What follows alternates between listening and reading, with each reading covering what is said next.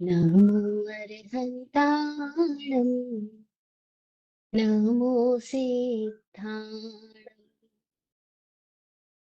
नमो आयर्याणं नमो वज्रायाणं नमो लोये सवसाहूणम् ऐसो पञ्चनमुक्कारो सर्वपावपनाशनो मङ्गलानं च सर्वेषु पढमं हवै मङ्गलम् पढमं हवै मङ्गलम्।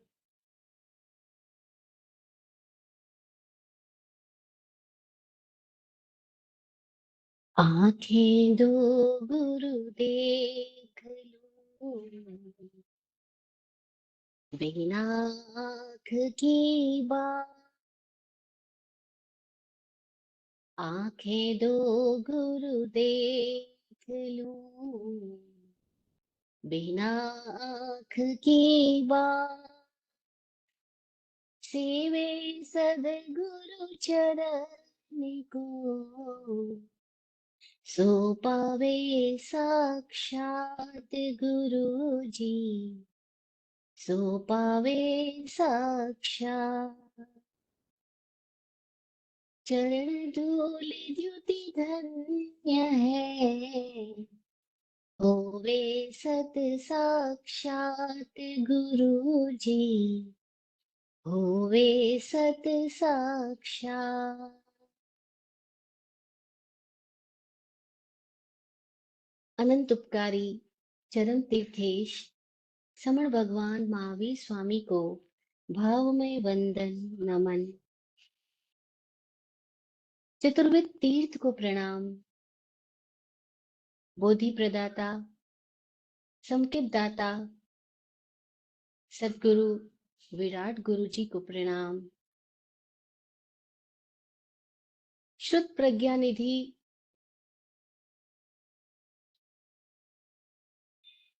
वाचक उमा स्वाति जी को प्रणाम। इस मोक्ष शास्त्र के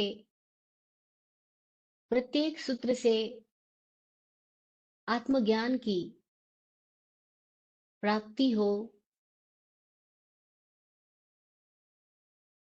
सिद्धा सिद्धिं मम दिशन्तु सिद्धा सिद्धिं मम दिशन्तु सिद्धा सिद्धिं मम दिशन्तु।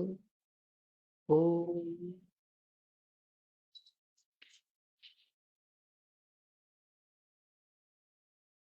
जय हो। तत्वार्थाधिगम सूत्र हमें अपने वास्तविक स्वरूप का परिचय करा रहा है।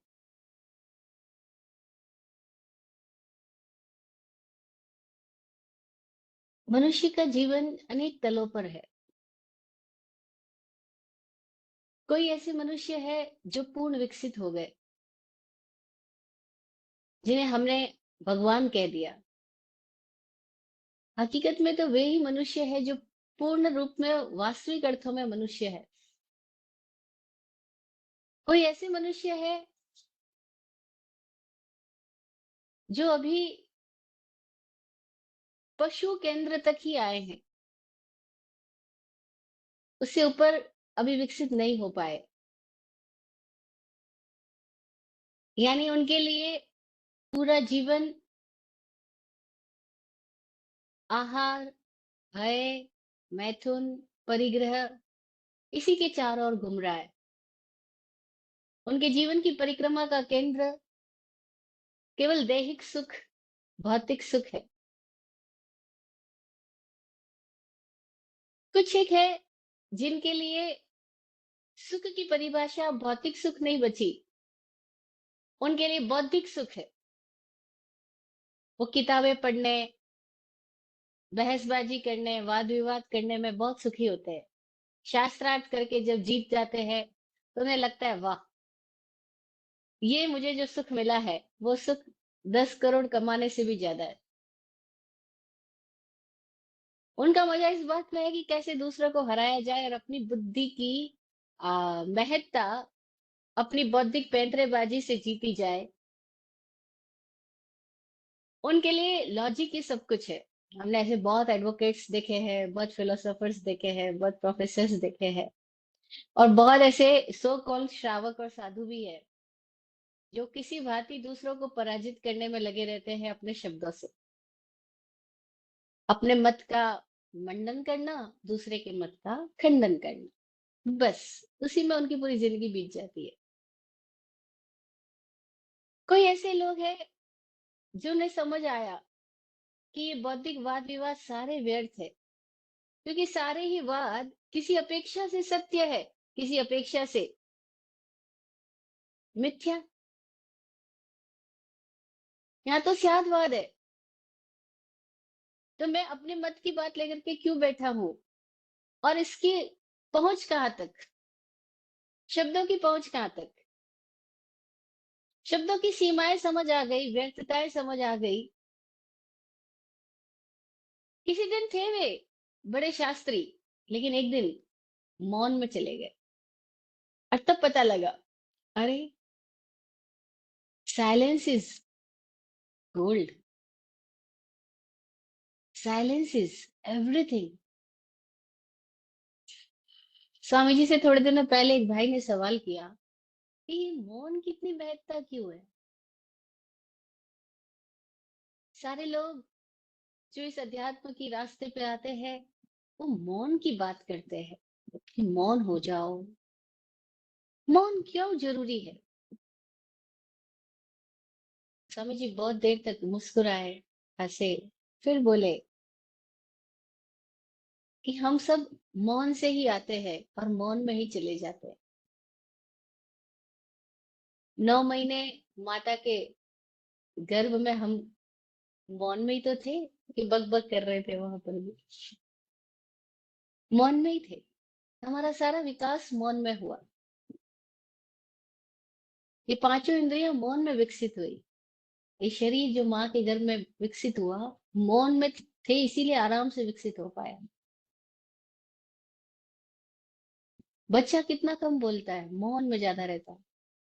विकसित हो रहा है ना, अभी ऊर्जा का संचयन हो रहा है। और जब आदमी मर जाता है तो कहाँ चला जाता है, मौन में ही तो चला गया, चुप। हम बोलते हैं शांत हो गया, क्योंकि अब उसकी बकर बकर बंद हो गई। शांत हो गया क्योंकि अब वो बोल नहीं रहा, हमारे बीच में इंटरफेरेंस नहीं कर रहा है।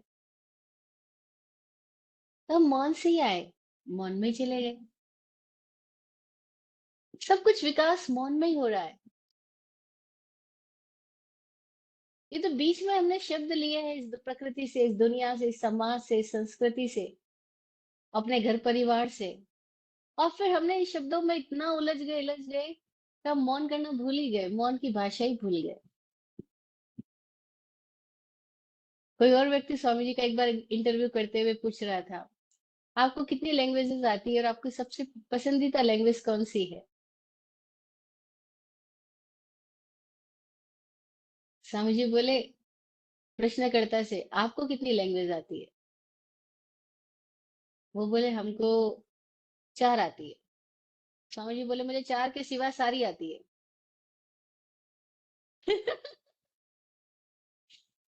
क्योंकि तुम्हें तो पता लगेगा ही नहीं मैं क्या बोल रहा हूँ, जो तुम्हें आती नहीं है लैंग्वेज तो।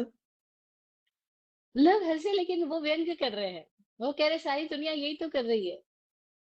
जिन चीजों का लोगों को नहीं पता है, उनके सामने उन चीजों के बारे में प्रवचन देना कितना आसान है, क्योंकि उनको तो पता है नहीं, आप जो भी बोलोगे सब सच हो जाएगा। तो लोग, हम जैसे लोग, कितने लोग इतनी बड़ी बड़ी बातें करते हैं, स्वर्ग की, नर्क की, मोक्ष की, कर्म बंधन की, कर्म रिजरा की, पाप लग जाएगा, पुण्य लग जाएगा। हमें पता है क्या, हमें खुद को पता नहीं है, लेकिन हम दूसरों को बुद्धू बनाते हैं, उल्लू बनाते हैं, कुछ भी बोलते जाते हैं।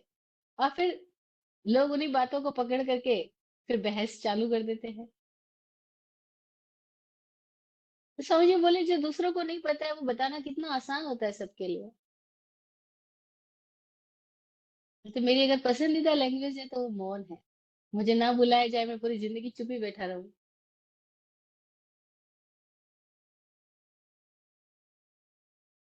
ये मौन क्यों महत्वपूर्ण है? हम अब जिस तल पे खड़े हैं अगर वहां पे बात करें, तो जिसको मौन आया उसी को वास्तविक अर्थों में सुनना आया। जिसको भी मौन नहीं आया उसको अभी तक सुनना नहीं आया। और बड़ी विचित्र बात है कि मौन जब कॉन्शियसली होता है, सजगता से होता है, सचेतन रूप से होता है, ना शमशान कब्रिस्तान का मौन है ये, ना गर्भ अवस्था का मौन है ये मौन उस जीवन की उस अवस्था का है जबकि हम लगातार बोल सकते हैं, तब हम मौन हो जाए। तो एक अद्भुत घटना घटेगी कि जो जानबूझकर सहोश मौन हो पाता है, उसके पास सुनने की कला आ जाती है। और जिसको सुनने की कला आ जाती है, उसको श्रुत ज्ञान हुआ। सुन तो सभी रहे हैं, लेकिन सुनने की कला का ज्ञान हमें नहीं है। क्यों नहीं है? क्योंकि हम सुनने के साथ ही लगातार बोले जा रहे हैं। हम किसी को भी सुन रहे हैं तो हम सुन ही कर रहे हैं, उसके पहले हमारे भीतर में सुनी जा रही बात के प्रत्युत्तर में या प्रतिक्रिया में, या तो रिस्पॉन्ड करने के लिए या रिएक्ट करने के लिए हमारे भीतर लगातार सेंटेंसेस चल रहे होते हैं। तब हम सुन ही कहाँ रहे हैं। दिखावा हो रहा है, हम सुन रहे हैं, लेकिन हकीकत में तो हम बोल ही बोल रहे हैं। तो सुख का एक तल है जहाँ केवल भौतिक है, दैहिक है, पशु की तरह परिक्रमा है। दूसरा एक तल है जहाँ बौद्धिक है। बौद्धिक लोग अपने आप को मनुष्य बोल देते हैं और अपने आप को पशु से श्रेष्ठ मान लेते हैं, लेकिन वो कोई बड़ा श्रेष्ठता नहीं है। इतनी तो है कि उनका भोजन कोई घास फूस था और हमारा भोजन कोई विचार शब्द है। हम लगातार उसी को दोहराए जाते हैं, उसी को चबाए जाते हैं और उसी को जैसे गाय भैंस ये लोग खाने के बाद वापस उस खाए हुए की जुगाली करते हैं, ऐसे ही हम लोग विचार और शब्दों को पहले तो अंदर डालते फिर उसकी जुगाली करते जाते हैं। पहले तो सुनते हैं, कहीं से गाना सुना, मूवी देखी, कुछ किया, सारे शब्द इकट्ठे किए, शास्त्र पढ़े, सत्संग किया। प्रवचन, सत्संग कहना गलत बात है, वो सत्संग ही नहीं है जहाँ खाली शब्दों को पकड़ा जा रहा है, शब्द संग किया। और फिर हम उसी की जुगाली करते जाते हैं। जो भी मिलता है उसको सुना हुआ प्रवचन सुनाते चले जाते हैं, जबकि हम कुछ नहीं कर रहे, ओनली जुगाली कर रहे हैं, गार्बेज इन गार्बेज आउट। पर हमें समझ नहीं आता कि ये भी एक तरह की पशुता ही है, क्योंकि यहाँ भी हम शब्दों से बंधे हैं। कोई एक तीसरे तल के मनुष्य भी है जो शब्दों के पार गए, शाब्दिक क्षमता होते हुए भी जो शब्दों के बीच के निशब्द को सुन पाए।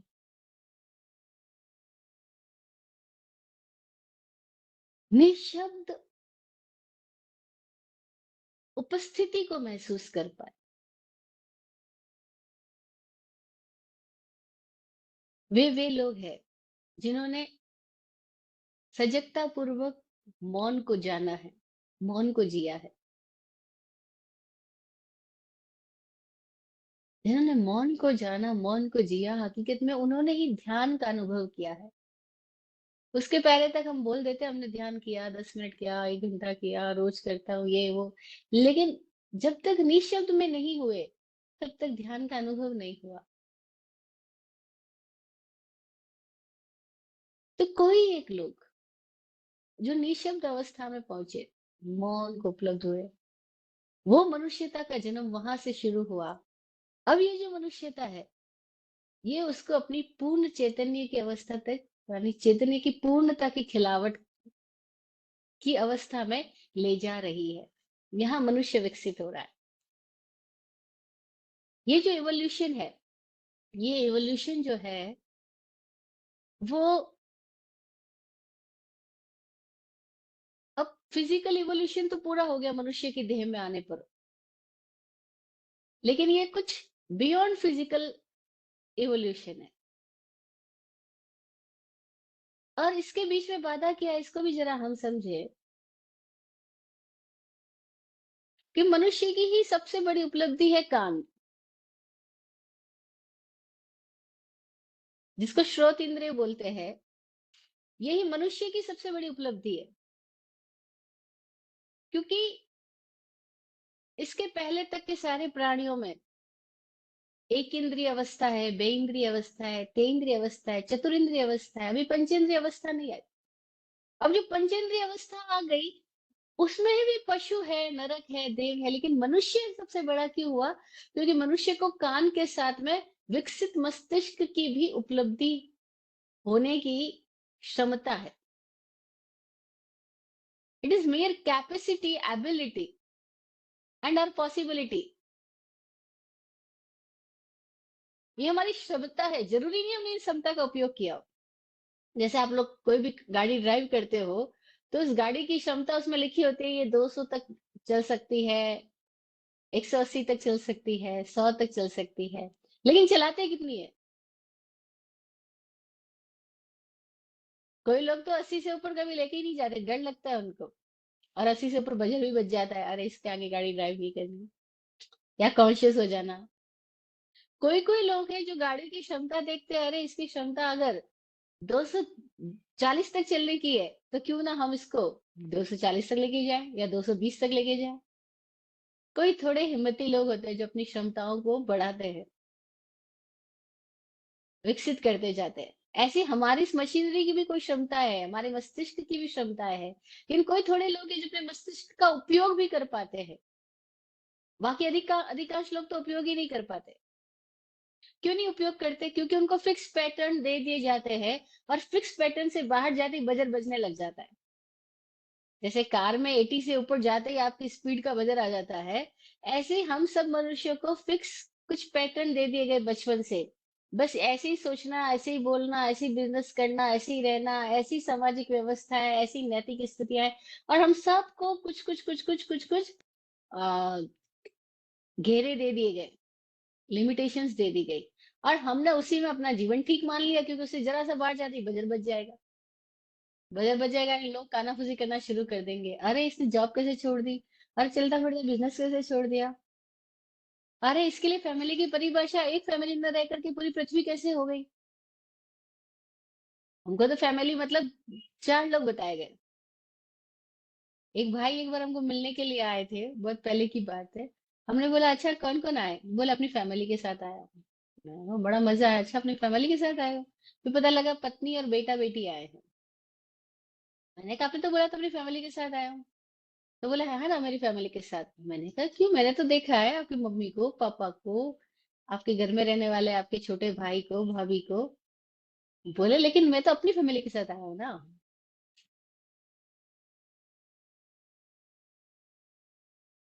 उनके लिए अपनी फैमिली बोले तो बस मेरी पत्नी और मेरे बच्चे, मम्मी पापा नहीं है, छोटा भाई भाभी नहीं है, बड़ा भाई भाभी नहीं है, वो सब नहीं है। मेरी फैमिली बोले तो मेरी पत्नी और मेरे बच्चे बस। तो अब कितने लोगों के लिए तो यही पैटर्न दे दिए गए हैं। इससे बड़े पैटर्न उनके लिए बड़ी बड़ी बात हो जाती है, अरे। और कोई कोई ऐसे लोग भी मिलते हैं। एक बार की बात है, हम किसी उपाश्रय में ठहरे, और वहां का जो सेवक होता है वो हमको आहार के लिए लेके जा रहा है, गोचरी के लिए हम घरों घरों में जा रहे हैं। और कोई बातचीत हुई तो वो सेवक बोला मेरे 15 बच्चे। और गांव का आदमी है तो हो सकता है, क्योंकि गांव में तो 10-12 बच्चे भी कई बार हो ही जाते थे पहले तो, बड़ी जनरल सी बात थी। मैंने कहा 15 बच्चे भैया, देख के लगता नहीं आपको आप 15 बच्चों के? बोले महाराज जी मेरी तो शादी भी नहीं हुई है। मैंने, फिर 15 बच्चे कैसे? अरे मेरे परिवार में, मेरे घर में जितने लोग रहते हैं वो सब 15 बच्चे हैं कुल। मेरे भाई का बच्चा, मेरी बहन का बच्चा, मेरा उसका बच्चा, उसका बच्चा, हम ज्वाइंट फैमिली रहते हैं, तो हमारे 15 बच्चे हैं घर में। उनका ओ ठीक है। मजा यह आया सुन के कि उसकी सोच में कम से कम दायरा थोड़ा डिफरेंट था। तो ये जो पैटर्न्स हमको दे दिए गए ना, लिमिटेशंस हमको दे दी गई, वो लिमिटेशंस हमारे भीतर इतनी गहरी चली जाती है कि उसको क्रॉस करना बोले तो हमें लगता है बदनामी हो जाएगी, लोग बातें बनाएंगे, चर्चा में चले जाएंगे। तो हम सब अपने लिमिटेशंस में ही स्टक अप रह करके जीना पसंद करते हैं, क्योंकि उसके बाहर जाके खतरा आने लग जाएगा, और खतरा हम लेना नहीं चाहते। तो कोई थोड़े लोग हैं जो अपनी मति की क्षमताओं को डेवलप कर पाते हैं। नहीं, हमने सुनी ये बात कि वैज्ञानिक बोलते हैं कि आदमी के मस्तिष्क की जो क्षमताएं है, इसका नॉर्मल आदमी 3 से 5% ही उपयोग कर पाता है। कोई इंटेलिजेंट है जो 10% तक उपयोग कर पाता है। कोई जीनियस है जो 15% तक उपयोग कर पाता है। उसको हम जीनियस बोल देते हैं, आइंस्टाइन की तरह, हॉकिंग्स की तरह। हम कुछ ऐसे लोगों को जीनियस बोल देते हैं। उन्होंने 15% तक उपयोग किया, बाकी 85 to 90% क्षमताएं हमारी सोई ही रह जाती है, हम कभी उपयोग नहीं करते। तभी तो हमें समझ नहीं आता कि अरे राजा के बेटे ऐसे क्यों नंगे होकर के घूम रहे हैं, महावीर। तभी हमें समझ में नहीं आता बुद्ध के घर में क्या कमी है। वो जो चाहिए वो एक ऑर्डर पे अवेलेबल है, फिर क्यों को घर छोड़ के जा रहे हैं। अरे वो जिन चीजों को छोड़ के जा रहे हैं, हमारे लिए तो वही चीजें लक्ष्य है। हमें पूछा जाए जिंदगी का टारगेट क्या है, तो लोगों को पूरी जिंदगी यही सिखाया जाता है, जॉब करना, बिजनेस करना, पैसे कमाना, फैमिली बनाना, और राजमहल जैसा सुंदर सा घर बना देना, इतने नौकर चाकर घोड़े गाड़ी सब इकट्ठे कर लिए। तो फिर वो बुद्ध क्यों छोड़ के चले गए, महावीर क्यों छोड़ के चले गए। अरे इन लोगों को क्या हुआ था, जिसको हम लक्ष्य मान रहे हैं तो इनको छोड़ छोड़ के जा रहे हैं, इसका मतलब है उनकी मति कोई डिफरेंट अर्थस्य में है, हमारी मति कोई डिफरेंट अर्थस्य में है। हमारे लिए अर्थ बोले तो धन है, पैसा है, दौलत है, इज्जत है, बड़ा घर है, बड़ी गाड़ियां है। आपके घर के बाहर कितनी गाड़ियां आपके उसमें खड़ी है, 2 है 4 है, इतनी बड़े आदमी हो आप। और बुद्ध कितने नादान, कितने छोटे से हो गए, तुच्छ से हो गए, सब कुछ छोड़ के चले गए। और अब एक दिन की रोटी के लिए भी घर घर जा रहे हैं। कितनी हैरानी की बात है, एक दिन की रोटी पाने के लिए उनको भिक्षा लेने जाना हो रहा है। भाई बेवकूफ वो है या हम है, समझ ही नहीं पा रहे हम तो अभी तक। ये बेवकूफ कौन हुए, वो हुए कि हम हुए। हमने जिनको अर्थ दिया, जिसको अर्थ समझा, बुद्ध ने उसको व्यर्थ समझ लिया। तो बेवकूफ कहीं ना कहीं तो बुद्ध हुए होंगे। हम तो पूरी जिंदगी उसी को अर्थ दे रहे हैं और बुद्ध उसको व्यर्थ समझ रहे हैं। उनके अर्थ से ही कुछ और है, उनका अवग्रह ही कुछ और है, उनकी मति कुछ और तरीके से काम कर रही है, और हमारी मति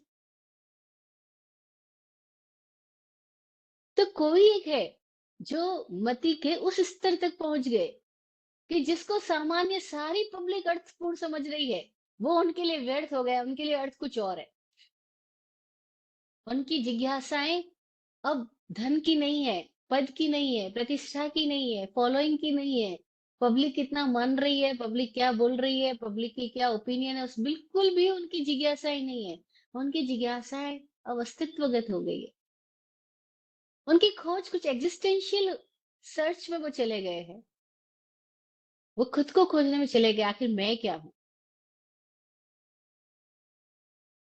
कहाँ से आया, कहाँ जाऊंगा, हुई क्यों, હું કોણ છું, ક્યાંથી ગયો, શું સ્વરૂપ છે મારું ખરું, કોના સંબંધાવલ ગણા છે, રાખું કે પરિહરું, એનો વિચાર વિવેક પૂર્વક શાંત ભાવે હું કરું। श्रीमद राजचंद्र जी कितनी गजब स्थिति में पहुंचे थे।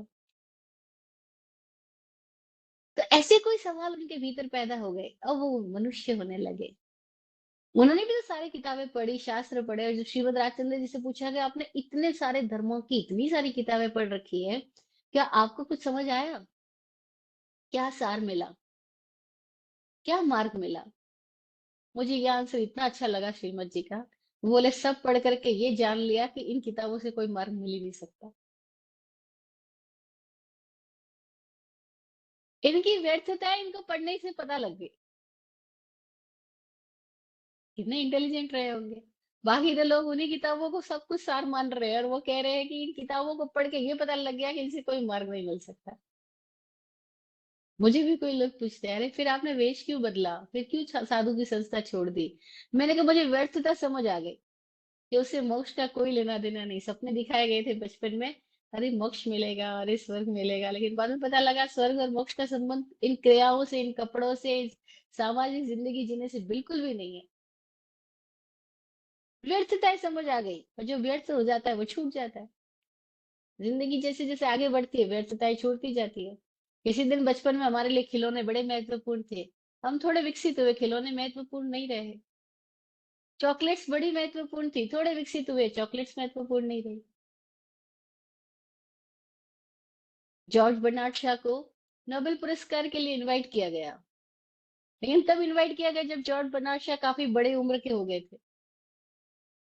वो बोले अब ये बच्चों के गेम की तरह लगता है, अब मुझे इन पुरस्कारों में, नोबेल पुरस्कार में कोई इंटरेस्ट नहीं है। आप किसी ऐसे यंग व्यक्ति को ये पुरस्कार दे दो जिसके भीतर सपने हो नोबेल पुरस्कार पाने के, और जो कोई कुछ कर रहा हो, कोई क्रिएटिविटी हो, मुझे देके क्या करोगे? क्योंकि मेरे लिए तो अब ये सब बचकानी बातें हो गई, व्यर्थ हो गई। देखो वो देख पाए, हम तो पूरी जिंदगी भी नहीं देख पाते। तो कोई थोड़े लोग हैं जो अपनी स्थिति की व्यर्थता को देख पाते हैं, और तब उनकी मति कोई डिफरेंट आयाम में खुलने लगती है। तो जो आज का सूत्र है, वो 20वां सूत्र पहले अध्याय का, ये सूत्र कह रहा है कि श्रुतम मति पूर्वकम द्वयनेक द्वादश भेदम। श्रुतम मति पूर्वकम द्वयनेक द्वादश भेदम। ये 20वां सूत्र कह रहा है कि श्रुत ज्ञान जो है वो मति पूर्वक होता है। ये दो, अनेक और 12 भेदों वाला है। अब तक हम मति ज्ञान, मति ज्ञान, मति ज्ञान की बातें कर रहे थे। पिछले बहुत सारे सेशंस में हमने मति ज्ञान के बारे में जाना, मति ज्ञान क्या है, कितने प्रकार का है, कितने तरीके से हो सकता है, इसके कितने विशेषण है, ये इसका क्या प्रयोजन है, ये सारी बातें हमने जानी। अवग्रह, इहा, अवाय, धारणा, फिर बहुवेद, क्षिप्र, निश्रित, संदिग्ध, ध्रुव, और इससे विपरीत। फिर हमने जाना मति ज्ञान अर्थ का होता है, इसमें अवग्रह दो प्रकार का होता है, अर्थावग्रह, व्यंजनावग्रह।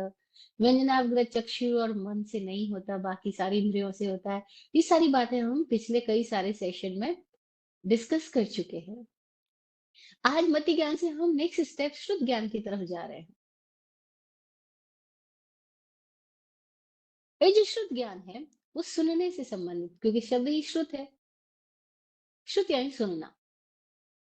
सुनने से जो ज्ञान हो रहा है उसका नाम श्रुत ज्ञान। चिंतन मनन से जो ज्ञान हो रहा है, विचार पूर्वक जो हो रहा है, उसका नाम मति ज्ञान, जिसमें मंथन है, चिंता है, स्मृति है। ये हम बात कर चुके, मति, स्मृति, संज्ञा, चिंता, अभिनिबोध, ये सारे मति ज्ञान के सिनोनिम से पर्यायवाची है। अब मति कैसे डेवलप होती है, और मति से क्या कर सकते हैं, दोनों बातें हैं। बड़ी मजेदार बात है कि मति श्रुत से पूर्व है। सुनना भी तभी संभव है जबकि मति हो, विकसित कुछ मस्तिष्क हो, मस्तिष्क की क्षमताएं हो, मति हो, तो ही आप सुनी हुई बात को भी समझ पाओगे। कैसे, एक एग्जाम्पल से समझ रहे हो तो बड़े अच्छे से हमारे माइंड में फिट हो जाएगी ये बात।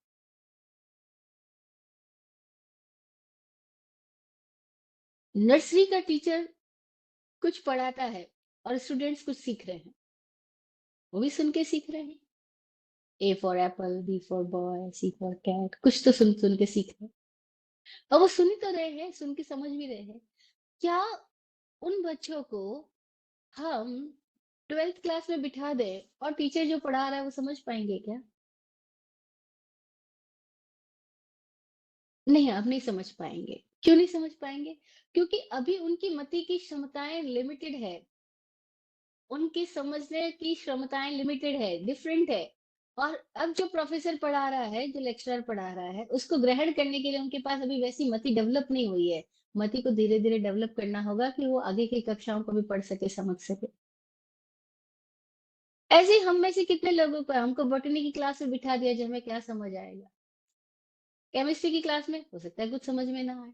अरे समझाने वाला बहुत पावरफुल है तो क्या हुआ, हमारी मति में भी तो कुछ होना चाहिए, रिसेप्टिविटी। तो लोग आते हैं, सवाल पूछते हैं, कि भगवान महावीर ने बताया 2 चाँद है, 2 सूरज है या असंख्य चाँद है, असंख्य सूरज है, असंख्य पृथ्वियाँ हैं। तो ये सब कुछ हम कैसे मान लें, महाविद्य क्षेत्र है, भरत क्षेत्र है, हमें भी तो पता लगे। तो हम कहते हैं भई हमारी क्षमता कितनी है? ये उन लोगों के लिए महावीर ने बोला था जो उनके सामने बैठे और उनको अवधि ज्ञान हुआ है। वो अवधि ज्ञान से कुछ देख पा रहे हैं, कुछ समझ पा रहे हैं और वो सवाल कर रहे हैं अपने अवधि ज्ञान के विषय में महावीर भगवान से। और महावीर चूंकि वो तो केवली है, उनका तो वेदन अभंग है, उनका दर्शन तो अभंग है। अभंग यानी हॉलिस्टिक है, खंड खंड नहीं है। हमारा तो खंड खंड है, हम टुकड़ा टुकड़ा देख सकते हैं, फोटोन फोटोन, और वो तो कंप्लीट देख रहे हैं। तो कोई एक अवधि ज्ञानी केवल ज्ञानी से प्रश्न करे, केवल ज्ञानी उस प्रश्न का जवाब दे, और हम ऐसे लोग जिनका भी मति ज्ञान शुद्ध ज्ञान की क्षमता भी कितनी सी है, अवधि ज्ञान की स्थिति में आई नहीं है, और हम उन प्रश्नों को समझना चाहें, तो हम कैसे समझेंगे? तो हमारी स्थिति डिफरेंट हो गई। यानी मति डिफरेंट है तो श्रुत भी हमें समझ में नहीं आएगा। तो क्या बोला, श्रुतम मति पूर्वकम, शुद्ध ज्ञान मति पूर्वक ही होता है। यानी मति होगी तो ही सुन भी पाओगे, नहीं तो सुन भी नहीं पाओगे।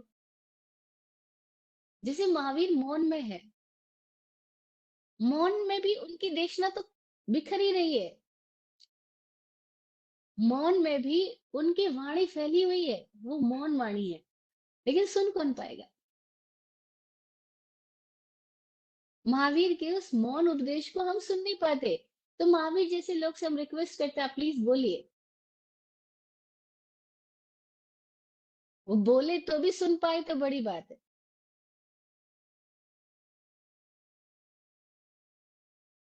तो मौन को सुनने की भी स्थिति होनी हमारी तब होगी। श्रुतम मति पूर्वकम, शुद्ध ज्ञान मति पूर्वक ही होता है। द्वयनेक द्वादश वेदम, दो अनेक और 12 वेदों वाला है। वेद की बात हम बाद में करते हैं, पहले श्रुत और मति की बात हम कर रहे हैं। कि हमारी भी बुद्धि होगी तो ही हम सुन भी पाएंगे, समझ भी पाएंगे, नहीं तो सुन समझ ही नहीं पाएंगे। बातें ऊपर से जाती जाएगी, शब्द तो पढ़ रहे कान में, लेकिन अर्थ नहीं आ रहे हैं।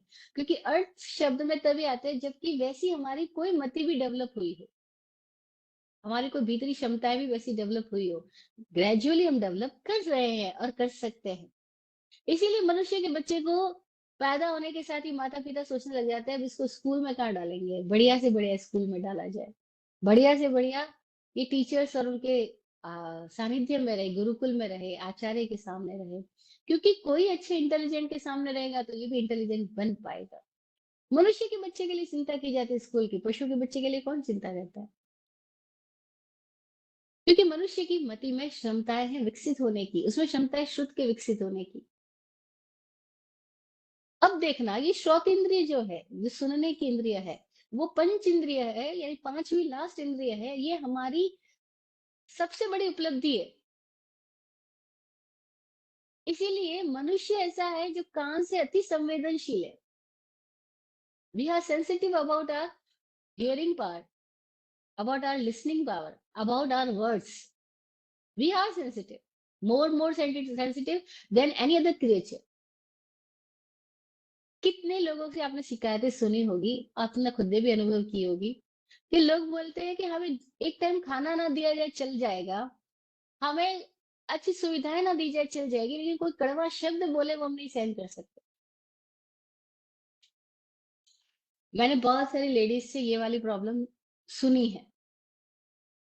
बहुत सारी लेडीज बोलती है हम घर के सारे काम कर सकते हैं, लेकिन ये जो हमको सुनने को मिलते हैं ना, वो लोगों की शब्दों में ताने, कमेंट्स, ये हमसे सहन नहीं होते। अरे हम सब कुछ कर सकते हैं लेकिन सुनाओ तो मत। फिर कोई कोई सवाल करता है कि ऐसा क्यों होता है कि हमें दूसरी तरीके की पीड़ा फिर भी सहन हो जाती है, लेकिन कोई कर्कश बोलता है, कोई हमारे बारे में उल्टा पुल्टा बोलता है, वो हमें सहन नहीं होता। अनुभवी लोग कहते हैं इसलिए सहन नहीं होता क्योंकि हमारे लिए सबसे ज्यादा सेंसिटिविटी हमारी जो कनेक्टेड है वो कानों से कनेक्टेड है। क्योंकि हमको सबसे लास्ट में मिली है ना। अच्छा, सबसे लास्ट में मिली हो, बड़ी मुश्किल से मिली हो, बड़ी दुर्लभ रही हो, उसके साथ हमारा अटैचमेंट भी डिफरेंट होता है। अभी हमारा अटैचमेंट है इस काम के साथ में कि हमें कुछ उटपटांग सुनने को मिल जाता है तो हम परेशान हो जाते हैं। ये परेशान भी क्यों हो रहे हैं? क्योंकि केवल कान की वजह से नहीं, श्रुत का संबंध डायरेक्ट मति के साथ है। सुनने के साथ ही हमारी मति डिफरेंट तरीके से चलने लग जाती है। और जब मति चलती है तो हम परेशान हो जाते हैं, क्योंकि हमारी मति को भी तो पैटर्न दिए गए हैं। और फिक्स पैटर्न कैसे दिए गए हैं? फिक्स पैटर्न हमारे भीतर जो है वो उल्टे पुल्टे सोच के ही है। उल्टी सोच के कैसे है? जैसे किसी ने कुछ बोला आपके बारे में, और जैसे ही आपको पता लगा अब आप बीमार हो गए, परेशान हो गए, टेंशन में चले गए, स्ट्रेस हो गया, बीपी बढ़ गया, X Y Z so many things start हो गई। क्यों स्टार्ट हुई? क्योंकि किसी ने आपके बारे में कुछ बोल दिया। आपको जिससे बिल्कुल भी उम्मीद नहीं थी वो आपके बारे में ऐसा बोलेगा, उसने ऐसा बोल दिया। शुद्ध मति डिफरेंट हो गई, तो क्या किया जा सकता है? सिंपल सी बात है। अगर थोड़ी सी समझदारी होती, उसने मेरे बारे में बोला है, मुझसे थोड़ी बात की है, मैं क्यों परेशान हूँ? और कोई किसी के बारे में कुछ भी बोले, उसे थोड़ी वो आदमी वैसा बन जाता है। कल एक लड़की का फोन आया मेरे पास, बोले कहाँ पर हो? मैंने कहा शिरडी में हूँ। बोले एक सवाल पूछूं? मैंने कहा पूछो। तो बोले जब साईं बाबा को इतना ज्ञान हुआ तो लोग उसको भगवान क्यों नहीं बोलते? मैंने कहा किसी के बोलने से हम भगवान थोड़ी हो जाते, और किसी के ना बोलने से हम भगवान थोड़ी नहीं हो जाते। क्या फर्क पड़ता है कोई किसी को भगवान बोले या ना बोले? इससे कोई भगवान है तो उसको तो फर्क पड़ेगा ही नहीं। हाँ, कोई शैतान है उसको फर्क पड़ सकता है कि मुझे भगवान क्यों नहीं बोला। भगवान है तो उसको तो फर्क पड़ेगा ही नहीं, उसको कोई भगवान बोले या ना बोले। और तू क्यों चिंता कर रही है? किसी के बोलने से कोई भगवान होता है क्या? लेकिन हमारे भीतर ऐसे ऐसे उटपटांगी सवाल उठते हैं, इसी ने मेरे बारे में ऐसा कैसे बोल दिया? अरे उसके बोलने से हम थोड़ी कुछ हो जाते हैं। उसने जो बोला, उसने अपना परिचय दिया कि उसकी मति कैसी है, उसकी मति के मंथन की प्रक्रिया कैसी है, उसने वो बताया है। वो हमारे बारे में कैसे बता सकता है? श्रुतम मति पूर्वकम, शुद्ध ज्ञान मति पूर्वक ही होता है। शुद्ध चूंकि अंतिम उपलब्धि है, लास्ट गिफ्ट है, लास्ट हमारी संभावनाएं हैं, हमने विकसित किया है इसको, तो इसके प्रति हम सेंसिटिव है। जैसे आप नई नई कार लाए और वो भी रोल्स रॉयस लाए, अब आप उसके लिए कितने सेंसिटिव होंगे? कोई उसको जरा सा टच करके चला जाए ना, पहले तो कार भी अपने अंदर से बजर बजाना चालू कर देती है आजू बाजू में कोई निकलता है तो। और फिर उसको किसी ने जरा सी खरोच लगा दी तो ड्राइवर को लगता है मेरे को खरोच लगा दी। ड्राइवर एकदम परेशान हो जाएगा, जो कार का मालिक है, जो कार को ड्राइव कर रहा है, वो एकदम परेशान हो जाएगा, अरे मेरी कार को कैसे टच कर दिया। ऐसे ही हम अपनी पर्सनैलिटी के बारे में, अपनी इमेज के बारे में, अपने कान के बारे में इतने सेंसिटिव होते हैं, कोई लोग मेरे बारे में ऐसा कैसे, मैं तो ऐसा हूं ही नहीं, फिर भी लोगों ने ऐसा बोला। क्या नहीं कहते, ये अंतिम उपलब्धि है मनुष्य की, श्रोत इंद्रिय है उसके पास। और शुद्ध से मति का संबंध है, डायरेक्टली को रिलेशन है। सुनने के साथ ही हमारा माइंड चालू हो जाता है, मन चलना शुरू हो जाता है। इसके पहले तक मेरी ख्याल ही नहीं था, लेकिन कोई आया यूरोप घूम कर आपके बारे में आपको बताने लगा, रहे यूरोप में इतना मजा आया, ये हुआ वो हुआ, या यूएसए में इतना मजा आया, ऐसा लगा वैसा लगा, पहली बार अमेरिका जाकर आया। बस आपने उसकी बात सुनी और आप अमेरिका पहुंच गए, अब आप सोचते हो, मैं कब अमेरिका जाऊंगा? सुनने के साथ ही मति उस दिशा में चालू हो गई। अरे थोड़ी देर पहले आप प्रवचन से आए थे, आप मोक्ष के बारे में सुनकर आए थे, आप मोक्ष जाने की बातें कर रहे थे, और अभी क्या हो गया? अभी अमेरिका के बारे में सुना और अमेरिका जाने की बातें सोचने लग गए। और हमें पता ही नहीं होता, बस कोई शब्द देता है और हम उस शब्द पे यात्रा करना सवार हो जाते हैं और यात्रा करना शुरू कर देते हैं। तो चूंकि कान अंतिम है हमारी उपलब्धि, इसीलिए कान के प्रति हम ज्यादा सेंसिटिव है, ज्यादा रिस्पॉन्ड कर लेते हैं। लेकिन हमें यहाँ क्या समझना है कि ये जो कान हमें मिले हैं, इससे क्या क्या स्थिति में हमें जाना है? ये शुद्ध से हमें किस स्थिति में जाना है?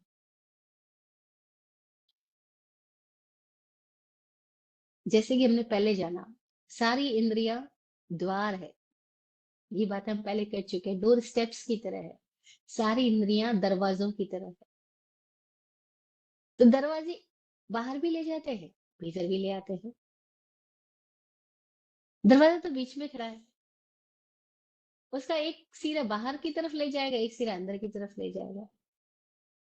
तो इस श्रुत ज्ञान के दरवाजे में दो स्थितियां पैदा हो सकती है।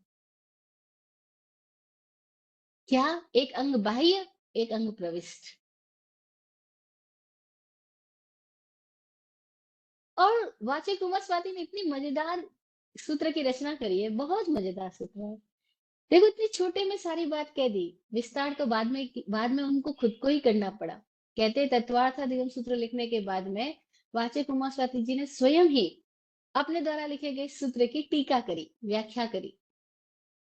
क्योंकि उनको पता था मैंने तो इतना शॉर्ट फॉर्मूला दे दिया, इससे क्या समझ आएगा किसी को। मैंने बोल दिया श्रुतम मति पूर्वकम द्वयनिक द्वादश वेदम। और द्व क्या है, दो क्या है, अनेक क्या है, 12 क्या है, ये तो मैंने बताया ही नहीं।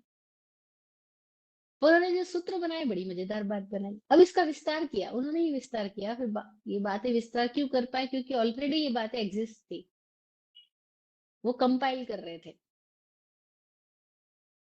उन्होंने पहले बड़ों को कंपाइल करके छोटा बनाया, फिर छोटे को वापस खोल करके उनका डिस्क्रिप्शन लिखा, जिसको टीका बोलते हैं, भाष्य बोलते हैं, कोई वृत्ति बोलते हैं, अलग अलग नाम दिए गए। अब वो बोल रहे द्वय अनेक, द्वय यानी दो। ये शुद्ध ज्ञान दो प्रकार का बताया। सुनने के साथ ही दो स्थितियां पैदा होगी, और हो ही रही है। हम जब भी कुछ भी सुनते हैं, दो स्थिति पैदा होती है। एक अंग बाह्य, एक तो बाहर की दिशा में चले जाओ, एक अंग प्रविष्ट, एक भीतर की दिशा में चले जाओ। अंग क्या? हमारा शरीर ही तो अंग है, यही तो अंग है पूरा। दो पैर के हिस्से, दो पैर, दो हाथ, कान, नाक, गला, सिर, मुख, ये सभी तो अंग है। या तो तुम सुन के अंग प्रविष्ट हो जाओ, भीतर चले जाओ, या सुन के तुम अंग बाह्य हो जाओ, बाहर चले जाओ। हम क्या कहते हैं? सुनने के साथ ही किस दिशा में जाते हैं? जो सुनने के साथ ही बाहर की दिशा में जाता है, उसको संसारी बोला गया। जो सुनने के साथ ही भीतर की दिशा में जाता है, उसको साधक बोला गया। जो भीतर की दिशा में जा रहा है वो साधक है, और जो भीतर की दिशा में पहुंच गया है वो संत है। अब सुनना दोनों ही अर्थों में मति पूर्वक ही जाया जाएगा। मति है तो ही आप बाहर की दिशा में भी जाओगे, मति है तो ही आप भीतर की दिशा में भी जाओगे। कुछ दिनों पहले एक बहन आई और बोली स्वामी जी को कि स्वामी जी, ये हस्बैंड ऐसे ऐसे बोलते हैं, बिल्कुल भी बर्दाश्त नहीं होता, ऐसा है वैसा है। फिर मेरी सिस्टर इन लॉ, वो और ज्यादा। फिर मेरी मदर इन लॉ। आखिर कहाँ तक सहन करूं? स्वामी जी ने उसके सामने कुछ चाइनीज में बोलना शुरू किया। शो हो रहा है चाइनीज है, वो चाइनीज है, लेना देना नहीं है उसका। उसको बोला कुछ समझ आया?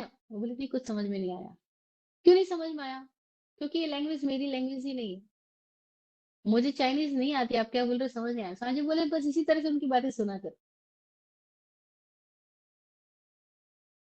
वो जो बोल रहे हैं, तो उसकी व्याख्या ही क्यों कर रही थी दिमाग में? वो सोच तो चाइनीज बोल रहे थे, और अर्थ ही समझ में नहीं आता।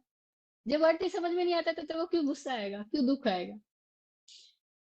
दुख उनके बोलने से नहीं आ रहा है, जो तू सुन करके उसके अर्थ दिमाग में लगा रही है, उससे दुख आ रहा है। ये बात क्यों नहीं समझ आती? हमने पिछले सूत्र में बात की थी, मति ज्ञान के लिए अर्थस्य, वो अर्थ का होता है, और अर्थ कौन दे रहा है? आदमी खुद तो दे रहा है। तो भाई तू उसको अर्थ ही क्यों दे रही है? अर्थ देगी तो तेरे अंदर व्यर्थताएं पैदा होगी, अर्थ ही मत दे। तो ऐसे समझ जैसे कोई चाइनीज बोल रहा है, वो तेरी लैंग्वेज ही नहीं है। इतने में ही जिस घर में हम ठहरे हुए थे, उस घर की किचन में से मिक्सी की आवाज आई। कोई मिक्सी चला रहा होगा। स्वामी जी बोले वो किसकी आवाज आ रही है, सुन रही है? बोला हाँ, मिक्सी की आवाज आ रही है। अच्छा, इसका क्या अर्थ है? वो मिक्सी क्या बोल रही है? वो इसका कोई अर्थ नहीं, मीनिंगलेस है, बस मिक्सी बोल रही है, मिक्सी की आवाज आ रही है। तो जैसे मिक्सी की आवाज आ रही है, तुझे गुस्सा आ रहा है कि नहीं आ रहा? दुख आ रहा है, नहीं आ रहा? बस ऐसे ही समझा कर, जब कोई बोलता है तो सोच मिक्सी की आवाज, बस मिक्सी चल रही है।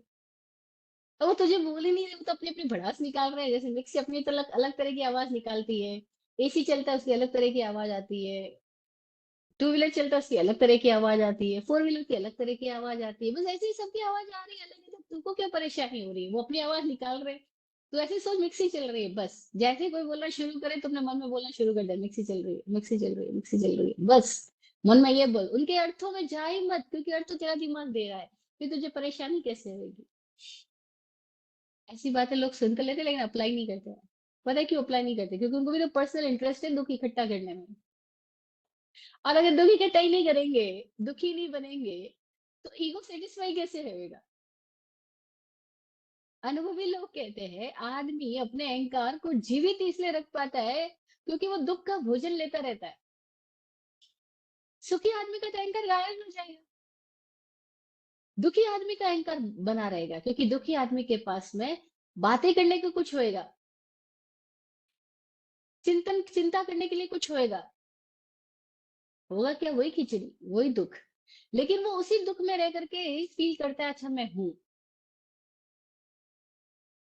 एक विचारक ने तो यहाँ तक लिख दिया कि मौन रहने, निशब्द जाने से बेहतर तो यह है कि मैं किसी दुखों में जीऊं, क्योंकि दुखों में रहता हूं तो लगता है कुछ तो सोचने को है, कुछ तो चिंता करने को है, और ये सब भी छीन लिया जाएगा तो मैं करूंगा क्या?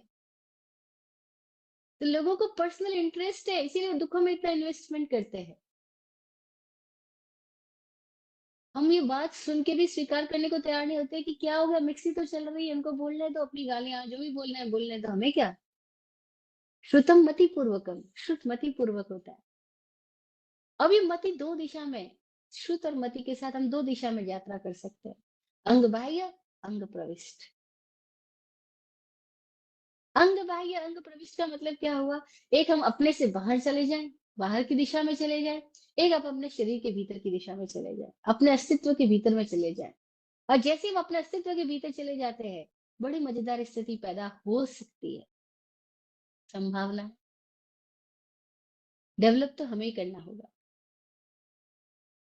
ये एक अर्थ हुआ। अब हम इसी बात को दूसरे आयाम से समझते हैं, एक दूसरे डायमेंशन से समझते हैं। वो क्या? जब हम कह रहे हैं कि श्रुतम मति पूर्वकम, शुद्ध ज्ञान मति पूर्वक होता है, तो बड़ी विचित्र बात यह है कि हमारी मति जो विकसित हो रही है वो भी सुन सुन करके ही विकसित हो रही है। इसीलिए श्रुत और मति ऐसा जोड़ा है कि आगे भी नाम जोड़ा जा सकता है, पीछे भी नाम जोड़ा जा सकता है। शुद्ध से मति और मति से शुद्ध, ऐसा कहना। क्योंकि मति भी डेवलप कैसे हुई, जैसे आज हम जिस स्थिति तक आए हैं वो भी कैसे आ पाए।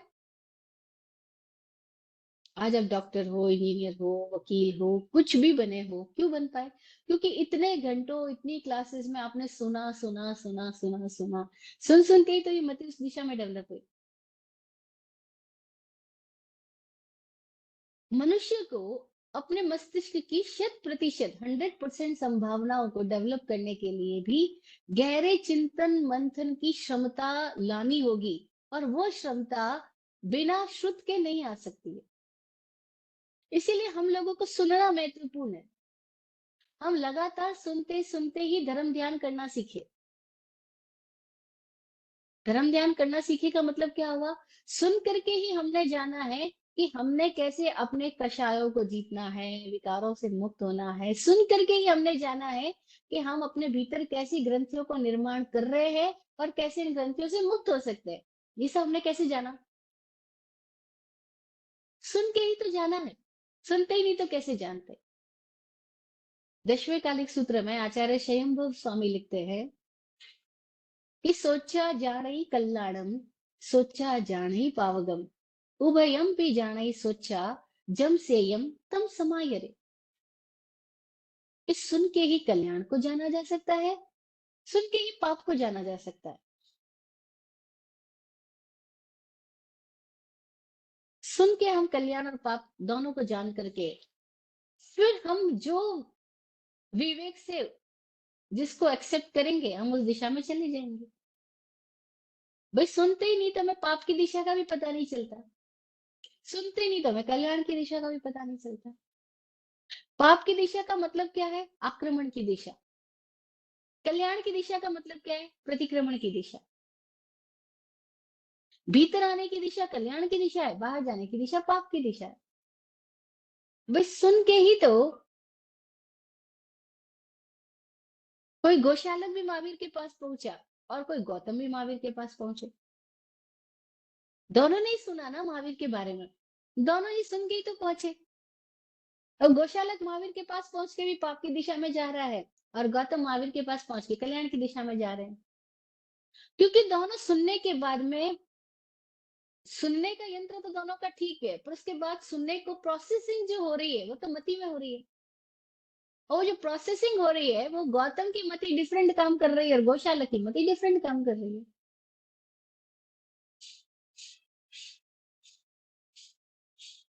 लेकिन महावीर तो महावीर है। अगर गौशालक पाप की दिशा में चले जाए तो भी क्या हुआ? वो चूंकि एक बार महावीर के स्पर्श में तो आया है, अवग्रह में तो आया है, उसके भीतर महावीर का अवग्रह तो स्पर्श हुआ है, टच हुआ है, बस। तो संभावना यह है कि वो कितने भी पाप में जाए वो वापस कल्याण की दिशा में जाता ही जाता है। क्यों जाता है? क्योंकि वो महावीर को सुनने पहुंचा था। बहुत सालों पहले की बात है, जब मैं विराट गुरु जी के साथ विराट बैठी, पास में बैठी अध्ययन कर रही हूँ, और कुछ लोग आए हैं, बातचीत हुई और विराट गुरु जी ने उनको उनके प्रश्नों का जवाब दिया। और जिसको जवाब मिल रहा है प्रश्नों का, देखो बहुत सारे लोग सुनने बैठे हुए हैं। अब जो प्रश्न करता है वो तो एकदम आक्रामक स्थिति में आया हुआ है। गुरु जी उसको कुछ समझा रहे हैं, वो कुछ और ही मति उसकी जा रही है। तो वो एकदम आक्रोश से भर गया, आवेश में भर के बोला, आपकी बातें मुझे कुछ पल्ले नहीं पड़ रही है, ऐसा वैसा आप सब उटपटांग बोलते हो, इससे क्या संबंध है, हमको हमारी भी तो सोचनी चाहिए। आप तो अपने लेवल पे बोल देते हो कि क्षमा हो जाए, ये हो जाए, हमसे सब कुछ नहीं होने वाला, एक्स वाई जेड। उसने फिर गुरु जी को भी कुछ उटपटांग बोला, उसके पास जो था वो उसने दे दिया। बाकी के लोग भी बैठे सुन रहे हैं, उनकी चिंतन की दिशा दूसरी जा रही है। जब वो चला गया, मैंने गुरु जी को बोला, मुझे तो नहीं लगता ऐसे लोगों के प्रश्नों का जवाब भी देना चाहिए। आप इतना अच्छे से समझा रहे हो, वो गुस्से में जाया जा रहा है, क्या भला होगा? मेरी जिज्ञासा अपने लेवल की। गुरुजी बोले, बात तो चली गई ना उसके अंदर, आज नहीं तो कल, इस जन्म में नहीं तो किसी और जन्म में ये बात तो पहुंचेगी और वो अपना काम करेगी, असर दिखाएगी दिखाएगी। ये बात उसको एक दिन सत्य की दिशा में उन्मुख करेगी करेगी। मैं कहा, गजब, आप कहाँ तक देख रहे हो? बोले, बस बीज डाल दिया हमने, आगे कहाँ जाएगा अपने को क्या पता। क्योंकि एक बार बात चली गई है ना, अभी वो कितना भी गुस्सा करे, कितना भी अस्वीकार करे, कितना भी झगड़ा करके जाए, बात अंदर गई है, वो कभी अपना काम करेगी। और ऐसे ही होता है, हम सबके भीतर जो बात चली जाती है, जो शब्द पहुंच जाते हैं, इसीलिए अनुभवी लोग कहते हैं कि शब्दों का भोजन भी अच्छे से सोच समझ के करना कि कौन से शब्द अंदर जा रहे हैं। क्योंकि जो भी जा रहे हैं वो बीज की तरह अपना असर तो दिखाएंगे, मति में कहीं ना कहीं प्रभाव डालेंगे। गुरुजी ने और मजेदार एग्जाम्पल देके बोला, बोला ये मन है ना, वो घूमता रहता है कंप्यूटर के अंदर रही हुई फाइल्स की तरह। तो किसी दिन ये वाली फाइल जब उसके आगे आएगी, माइंड की स्क्रीन पर आएगी, और वो बंदा चाहे नींद में भी हो और माइंड की स्क्रीन पे वो फाइल आएगी, तो वो फाइल उसको कहीं ना कहीं तो स्टिमुलेट करेगी, कहीं ना कहीं तो उसके अंदर एक डिफरेंस पैदा करेगी। इसीलिए जाने दो इस फाइल को अंदर।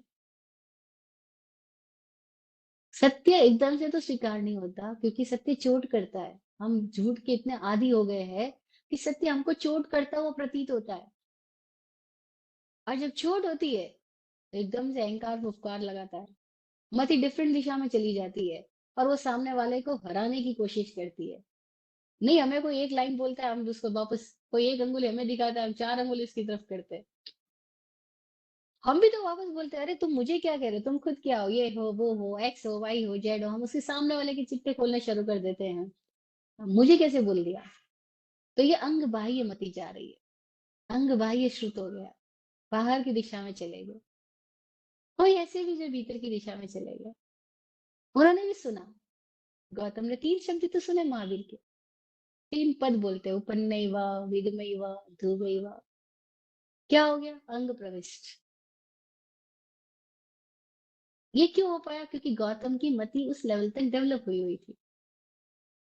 तो हम क्या कह रहे हैं कि हमें अपने मस्तिष्क की 100% संभावनाओं को जगाना है। हम अपनी आज जिस स्थिति में है उस स्थिति से हमें मुक्त होना है या विकसित होना है, आगे बढ़ना है। तो उसके लिए हमें एक डेवलप माइंड की जरूरत है। और वो विकसित मस्तिष्क कैसे हो सकता है? उसके लिए हमें श्रुत की जरूरत है। बिना श्रुत के ये मति डेवलप नहीं हो सकती, और बिना मति के ये श्रुत हमें समझ में भी नहीं आ सकता। दोनों वाइसा वर्सा एक दूसरे के साथ कनेक्टेड है, एक दूसरे के साथ साथ गति करते हैं। इसीलिए शास्त्रकार कहते हैं कि मति और श्रुत का जोड़ा है, ये साथ ही साथ रहते हैं। चाहे वो ज्ञान रूप हो चाहे वो अज्ञान रूप हो, लेकिन रहते हमेशा साथ साथ है, मति और श्रुत। मति मंथन करने की क्षमता, चिंतन की प्रक्रिया, ये तभी विकसित हो पाती है अनेक अनेक तरीकों से, जब हम सुन के धर्म ध्यान करते हैं। तभी हमें समझ आता है अब हमें इस समय अपने दिमाग की स्थिति को कैसे समझना है, कैसे बदलना है। क्योंकि वरना इसके तो पैटर्न है, और पैटर्न बहुत पुराने पैटर्न है, नेगेटिव सोचने के, दुख इकट्ठा करने के, क्रोध लाने के, विकार पैदा करने के। ये सारे पैटर्न्स हमारे बहुत पुराने पैटर्न्स है। और ये सारे पुराने पैटर्न्स के प्रति जागरूक हो जाएंगे और समझ आ जाएगा इन पैटर्न को कैसे चेंज करना है, या इन पैटर्न से कैसे डिसएसोशिएट होना है। बस चेंज करने की स्थिति को धर्म ध्यान बोलते हैं, और डिसएसोशिएट हो जाए तो उसको शुक्ल ध्यान बोलते हैं। डिसएसोसिएशन आते ही फिर उनका इंप्रेशन खत्म हो जाता है, और इंप्रेशन खत्म हो जाने को मुक्ति बोलते हैं। मुक्ति का मतलब क्या हुआ? अब कोई भी पैटर्न हमारे को बांध नहीं सकता, क्योंकि हम सारे पैटर्न से अपनी ऊर्जा को हटा चुके हैं। हमारी ऊर्जा उन सारे कारागृहों से मुक्त हो गई है जो अब तक हमें बांध रही थी।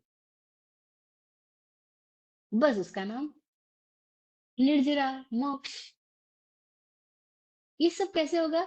श्रुत के बिना संभव नहीं होगा। तो श्रुतम मति पूर्वकम, श्रुत मति पूर्वक होता है।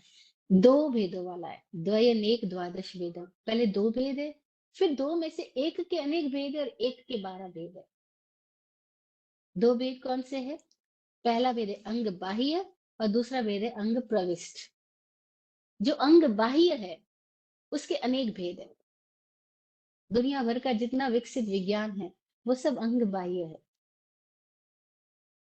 जितनी जानकारियां, जितनी विधाएं हमने पैदा करी है, जितनी भी जानकारियां अपन अगर स्टडी वाइज देखें, तो साइंस, केमिस्ट्री, फिजिक्स, ज्योग्राफी,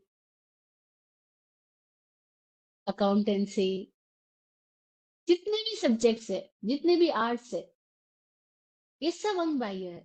ये भी सुन सुन के ही पैदा हुए। मुझे याद है मेरे को इंग्लिश टीचर जब पढ़ाना आती थी, तो वो पूरी टाइम इंग्लिश में बातें करती, बातें गप्पे मारती थी। किताब नहीं पढ़ा रही है, व्याकरण नहीं पढ़ा रही, बस गप्पे मार रही है।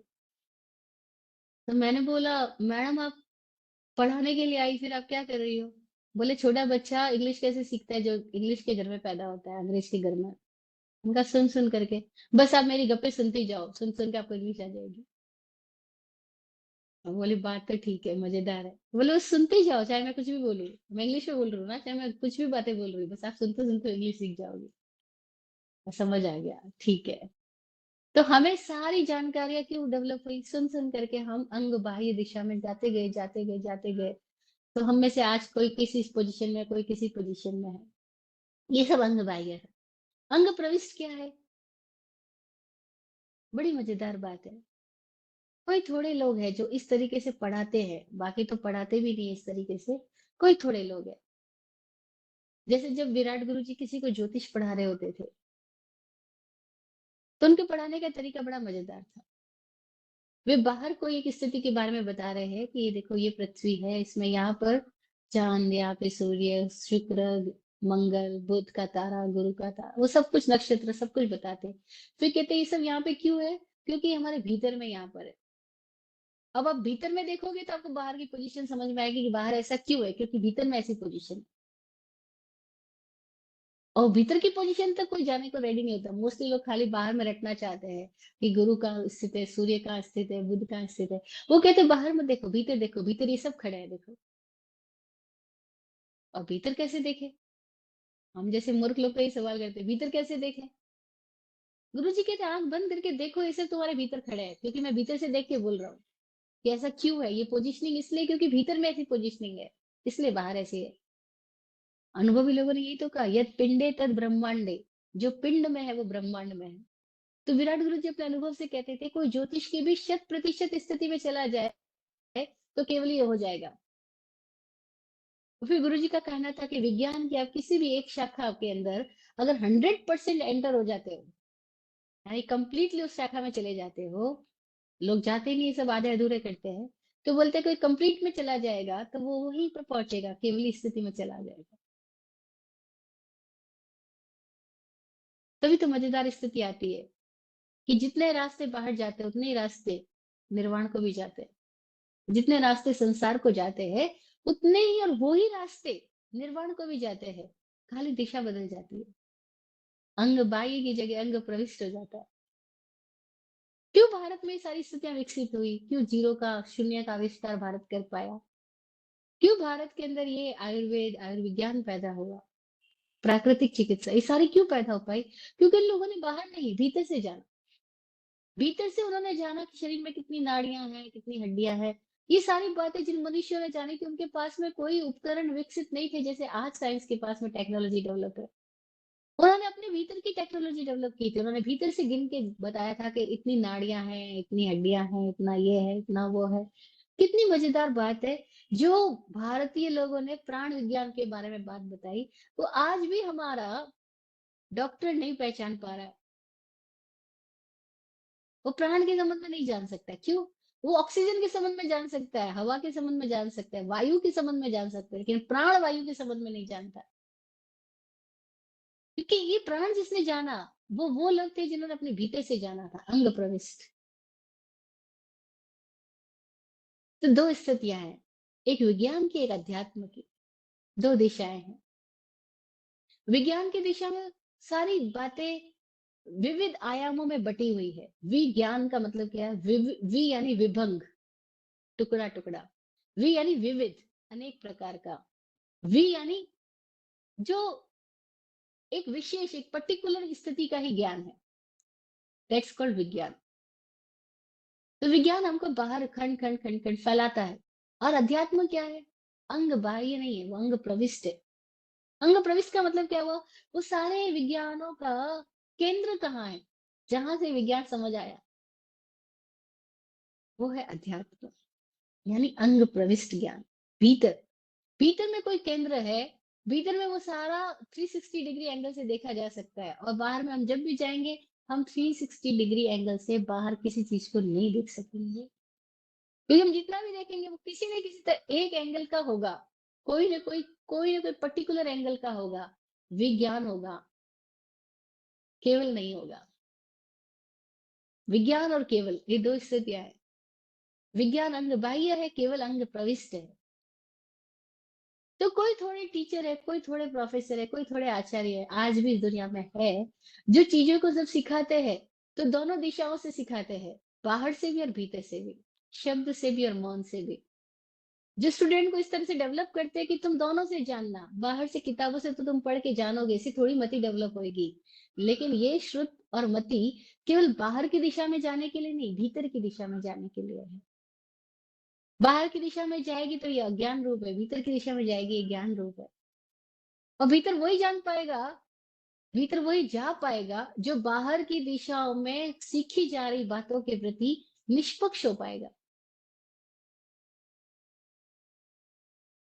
निष्पक्ष होना है, तटस्थ हो पाएगा, न्यूट्रल हो पाएगा। मतलब वो सुन करके मान नहीं लेगा, वो सुन करके भी अपनी सजगता कायम रखेगा कि मैं खुद जानू। गड़बड़ी कहाँ होती है? हमको बचपन से ही सुनने के साथ मानना सिखा दिया गया। जिसने सुन के मान लिया अब उसकी मति डेवलप नहीं होगी, मति मान्यता में चली गई, सीमित हो गई। जिसने सुन के माना नहीं, सुन के भी खोज जारी रखी कि मेरा अनुभव कहाँ है, मेरे भीतर में ये बात कहाँ पर है, बस उसकी मति उसको केवली स्थिति तक, उसका श्रुत और मति उसको केवली की स्थिति तक लेके जाएगा। जो श्रुत मति केवली की स्थिति में ले जा रही है वो ज्ञान रूप है। जो श्रुत मति बाहर की दिशा में ले जा रही है वो विज्ञान रूप है, और ज्ञान रूप है, ज्ञान रूप नहीं है। और अज्ञान का मतलब ज्ञान का अभाव ऐसा नहीं है। अज्ञान का मतलब है ज्ञान तो वहां भी मौजूद है, लेकिन वह अंग प्रविष्ट नहीं है, अंग बाह्य है।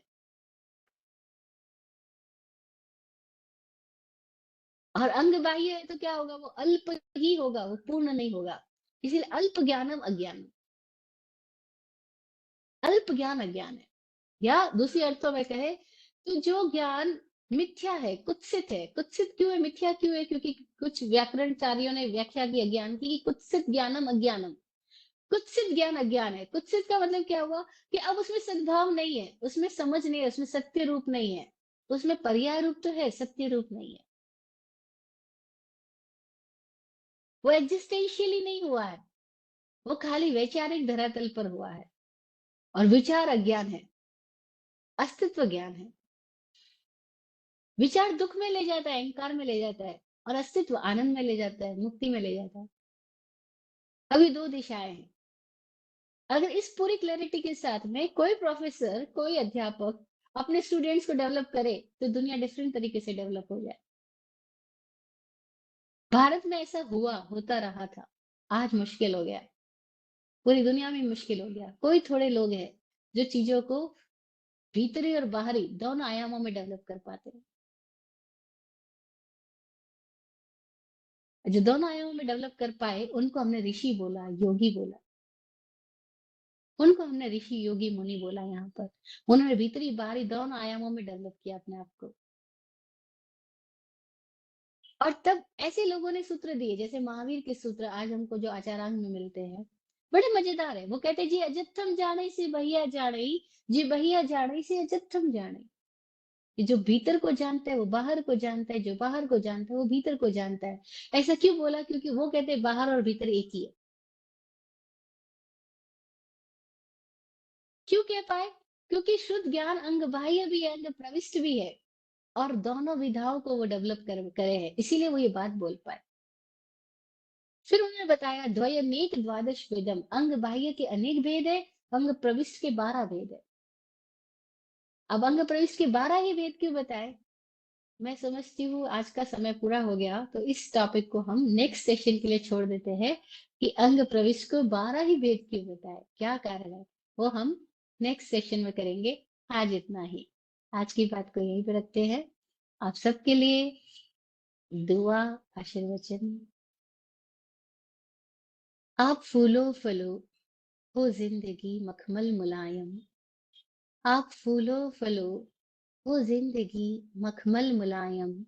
आपकी हर खुशी पे है हमारी जान सदके। दुआ करते हैं चुपचाप दिल की थाप से हम। दुआ करते हैं चुपचाप दिल की थाप से हम। रहे जाते नवाजे हर घड़ी अरमान सबके। अमन और चैन से गुजरे आपका वक्त सारा। अमन और चैन से गुजरे आपका वक्त सारा। रुख पे खिलती रहे यूं रूह की मुस्कान खुल के। रुख पे खिलती रहे यूं रूह की मुस्कान खुल के। जय हो, जय हो, जय हो। सबका कल्याण हो।